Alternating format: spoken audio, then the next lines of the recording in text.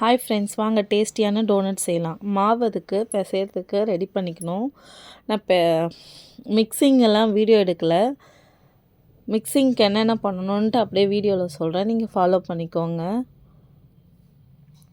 அதுக்கு first east ஒரு spoon எடுத்துக்கணும், சுகர் ஒரு ஸ்பூன் எடுத்துக்கணும். 1/2 கப் மில்கில் போட்டு நல்லா மிக்ஸ் பண்ணி விட்டுடணும். ஒரு 10 மினிட்ஸ் கழித்து பார்த்திங்கன்னா அது நல்லா புஃப்னு நல்லா பொங்கி வர மாதிரி வரும். அதை தனியாக வச்சுக்கணும். இப்போ மாவு பிசையறதுக்கு 2 கப் மைதா மாவு, 1/2 கப் சுகர், 1 ஸ்பூன் சால்ட்டு, அப்புறம் 1 எக்கு ஆட் பண்ணியிருக்கோம். 1 எக்கு ஆட் பண்ணிவிட்டு அப்புறம் அந்த மிக்சிங்கும் சேர்த்து இதில் மிக்ஸ் பண்ணிக்கிறோம். நல்லா மிக்ஸ் பண்ணால் சாஃப்டாகிடும். இந்த மிக்ஸை நம்ம 2 ஹவர்ஸ் வச்சுக்கணும். இப்போ வீடியோவில் காட்டுற மாதிரி சப்பாத்தி தரட்டுறதுல வச்சு ரொம்ப மெலிசாகவும் தரட்டக்கூடாது, தடியாகவும் தரட்டக்கூடாது. மீடியமாக வச்சு திரட்டி கட் பண்ணி எடுத்துக்கிறோம். இப்போ எல்லாமே கட் பண்ணி எடுத்தாச்சு. எண்ணெயில் பொரித்து எடுக்க போகிறோம் ஃப்ரெண்ட்ஸ். அதுக்கு கேஸ் பற்ற வச்சு கடாய் வச்சுக்கலாம். கடாய் நல்லா சூடாக இருந்தோம், எண்ணெய் சேர்த்துக்கலாம். அடுப்பு எண்ணெய் காஞ்சதுமே நம்ம ஸ்லோவில் வச்சிடணும். ரொம்ப ஸ்பீடாக வச்சோன்னா கருப்பாகிடும். டோனட் சீக்கிரமாக கருப்பாக மாறிடும். அதனால் ஸ்லோவாக வச்சு நம்ம ஒன்று ஒன்றா போட்டு எடுக்க போகிறோம். இப்போ எண்ணெயை நல்லா காய வச்சுக்கணும். இப்போ எண்ணெய் நல்லா காஞ்சிடுச்சு.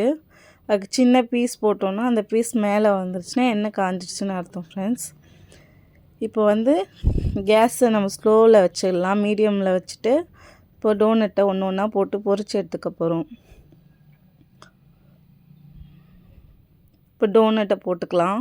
டோனட்டுக்குள்ளே கட் பண்ணோம் இல்லைங்களா, அதையும் வேஸ்ட் பண்ணாமல் அதையும் பொரித்து எடுத்துக்கலாம்.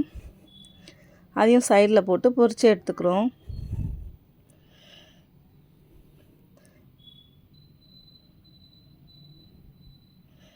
கலர் லைட்டாக சேஞ்ச் ஆகிறப்ப திருப்பி விட்டுக்கலாம்.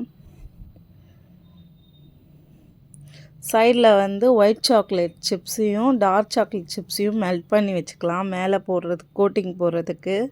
இப்போ ஒன் சைடு வெந்துடுச்சு. இப்போ திருப்பி விட்டுக்கலாம். இப்போ நல்லா இந்த மாதிரி திருப்பி விட்டுக்கலாம். ஒரே சைடு இருந்தாலும் ரொம்ப வெந்துடுச்சுன்னா கலர் ரொம்ப சேஞ்ச் ஆகிடும். ஃபஸ்ட்டில் இந்த மாதிரி தான் இருக்கும், அதுக்கப்புறம் லாஸ்ட்டில் இந்த மாதிரி மாறிடும். இப்போ நல்லா கலர் சேஞ்ச் ஆகிடுச்சு. இந்த ஸ்டேஜில் எடுத்துடலாம். கோல்டன் கலர் வந்ததும் எடுத்துடலாம். சைடில் அப்படியே இன்னொரு கேஸில் டபுள் பாயில்டட் மெத்தடில் டார்க் சாக்லேட்டையும் ஒயிட் சாக்லேட்டையும் மெல்ட் பண்ணி வச்சுக்கலாம். தண்ணி கொஞ்சம் சூடாக சூடாக சாக்லேட் மெல்ட் ஆகிடும். அப்படி ரொம்ப திக்காக இருக்கிற மாதிரி இருந்தால் லைட்டாக நம்ம பட்டர் ஆட் பண்ணிக்கலாம். ஒயிட் சாக்லேட்டில் லைட்டாக மில்க் ஆட் பண்ணிக்கலாம். அவ்வளோதாங்க, டோனட் ரெடி ஆகிடுச்சு. அதில் டிப் பண்ணிவிட்டு டார்க் சாக்லேட்லேயும் ஒயிட் சாக்லேட்லேயும் டிப் பண்ணி வச்சுக்கலாம். பவுடர் சுகரில் கூட டிப் பண்ணி வச்சுக்கலாம். இதே மாதிரி டிப் பண்ணி எடுத்துகிட்டு மேலே ஸ்ப்ரிங்க்லர் யூஸ் பண்ணால் டேஸ்டியான ஹோம்மேட் டோனட்ஸ் ரெடி. நீங்களும் ட்ரை பண்ணி பாருங்கள். Very easy and simple. மாவு மட்டும் பிசைஞ்சு 2 ஹவர்ஸ் நம்ம வெயிட் பண்ணணும்.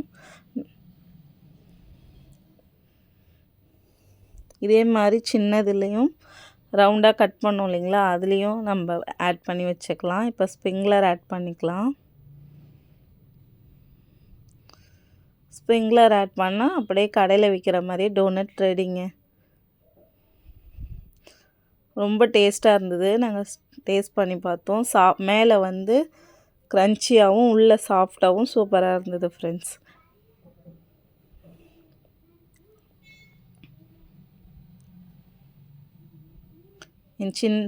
என் பொண்ணுக்கு ஸ்ப்ரிங்க்லர் போட ரொம்ப ஆசை. அவங்க தான் போட்டாங்க ஸ்ப்ரிங்க்லர்லாம். உள்ளே பார்த்திங்களா நல்லா சாஃப்டாக நல்லா இருந்துச்சு. மேலே நல்லா கிரிப்ஸியாக நல்லா இருந்துச்சுங்க.